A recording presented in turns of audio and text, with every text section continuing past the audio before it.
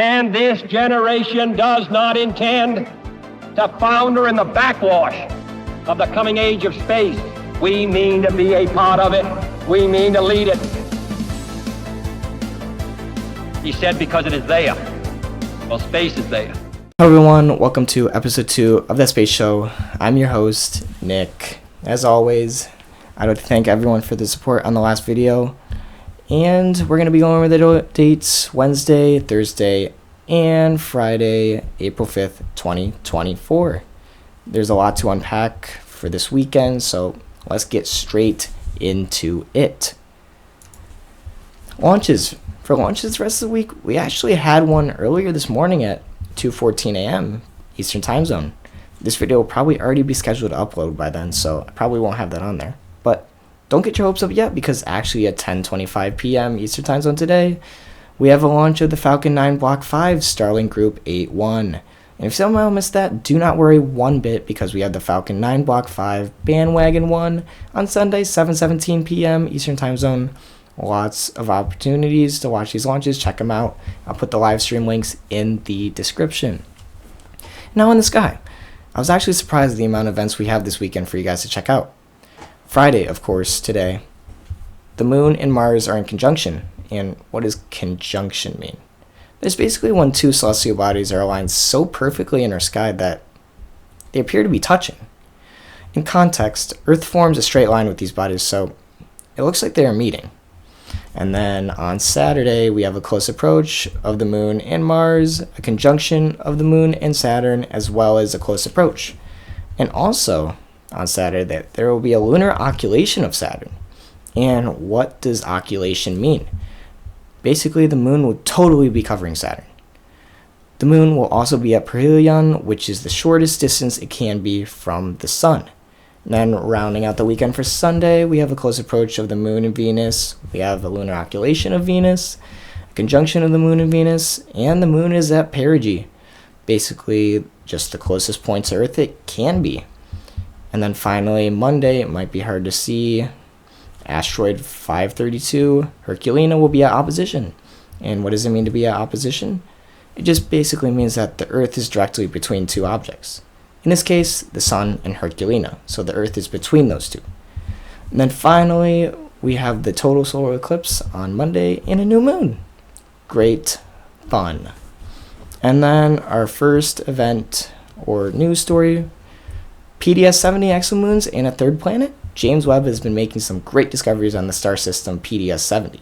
PDS-70 is an interesting case because it's considered to be an infant star, coming in at around 5.5 million years old, which makes for a good case to study the formation of a potential solar system. This star and its protoplanetary disk, which is basically a dense case surrounding the newly formed star, has already had 2 planets already confirmed, but a third one seems to be making a good case to be discovered soon, as well as exomoons, as suggested by the observation of heated material around those already 2 known protoplanets. There's also evidence to suggest there could be a third planet for PDS-70, which will be named PDS-70D. I'll keep you posted if there's an actual confirmed discovery of PDS-70D. And then China's Constricting Wires. Reusable rockets have been in the works by the China Aerospace Science and Technology. It will be similar to SpaceX Falcon 9 in the first stage, as it will use the variable thrust engines to slow it down, but the landing for China will feature new constricting wires instead of legs like the Falcon 9. Very interesting approach to landing. I'll see if I can find something and I'll put it up there. Tidally locked Super Earth exoplanet. A very cool discovery is that a group of international astronomers and astrophysicists confirmed that the first ever tidally locked, tidal locking is basically a celestial body is in a fixed position due to gravity. Super Earth. Super Earth is just an exoplanet that can be defined as a super Earth because it's slightly more massive than Earth, but lighter than ice giants like Neptune. This is also a big confirmation in confirming that exoplanets can indeed be tidally locked to the star. The exoplanet is named LHS 3844b. I'll show you a picture up there. Very cool discovery. And new Mars sample. NASA's Perseverance rover collected its 24th sample, and this one looks like a big one. This sample, after analysis, was said to have been awash in water for a good amount of time in the past. The area they are investigating is named the Jezero Crater, and the rock sample collected seems to contain about 75% carbonate grains cemented by silica. This composition of microcrystalline could be good at preserving signs of microbial life. Not only that, but pictures of thousands of tiny white rocks have been spotted by the rover. Not much is known about that other than they appear to seem dehydrated, which means they were depleted in water content, iron, and other materials they need. That dehydration may suggest that lava or even asteroid strikes may have occurred, so let's wait and see. Quasars Explored. I quickly wanted to bring up this very cool story about the recently explored quasar, PDS 456. Quasars are basically a subclass of active galactic nuclei, which are small regions at the center of galaxies that are brighter than can be explained. Basically, a black hole at the center of the galaxy, they're in a region over there. It is a tough concept to understand, but basically the best I can explain it is that the clouds of gas are being pulled in, which end up forming a disk of light from the heat of the gas particles colliding with each other. They're going so fast that it ends up being so bright and giving off so much heat. And then the infamous beam, which is made by the relativistic jets, which are outflows of ionized matter that shoot charged particles such as electrons out. The interaction and acceleration of those charged particles causes a very bright beam. Not much is known about why the relativistic jets occur, but they're said to actually form around the disk. The location of the beam is distorted by loads of different factors. So very cool about quasars. And Hubble Tarantula. Hubble recently took a photo of the Tarantula Nebula, and it was quite the impressive photo. I'll put it up there. The blue stars you see are actually super hot, massive stars, which are most likely a million times brighter than our own sun. Thank you, Hubble.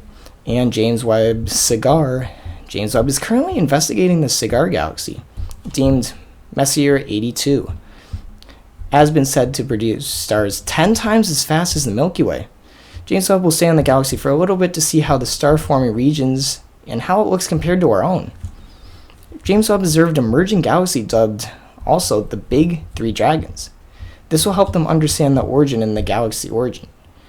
This is named B14-65666. It is combined with two galaxies. I'll show you a picture, but they're combined with galaxy W and E as named. And a very cool story from NASA. NASA selects three private companies to develop their new lunar terrain vehicle.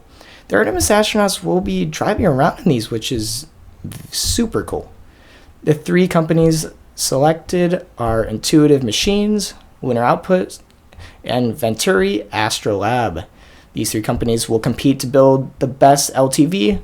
This may take over a year until one of them is chosen. And SLAC, National Accelerator Laboratory. The LAC National Accelerator Laboratory has finally completed the construction of its LSST camera. This camera is 3,200 megapixels, 3 metric tons as well, which is huge. This camera will attempt to solve the mystery of dark energy and dark matter. It is so big that Galko Ivazic, the director, states, "We're not going to be looking at individual objects. We're going to be looking at everything that's available in the night sky from our mountaintop location in Chile." How are they going to find dark matter? Dark matter accounts for 85% of the matter in our universe. Well, they'll do it by finding weak gravitational lensing, which is basically when galaxies are bent, well, their light are bent. Imagine you're looking at a distant galaxy through a telescope, but between you and that galaxy, there's a supermassive object, like a galaxy cluster. This massive object has such a strong gravitational pull that it bends the path of light coming from the distant galaxy. Dark matter does have a mass, so it does exert gravitational influence on the light as well, which cause distortion on the pictures. And that's going to wrap up our kind of huge episode today. Quasars explained, dark matter and energy, matter, and all that stuff. As always, I'd like to thank everyone for watching. Hit the like button, please. Leave me a nice comment. If you want me to explain anything, I'd be happy to do some research. Remember everyone, be bold, be original, and be invincible.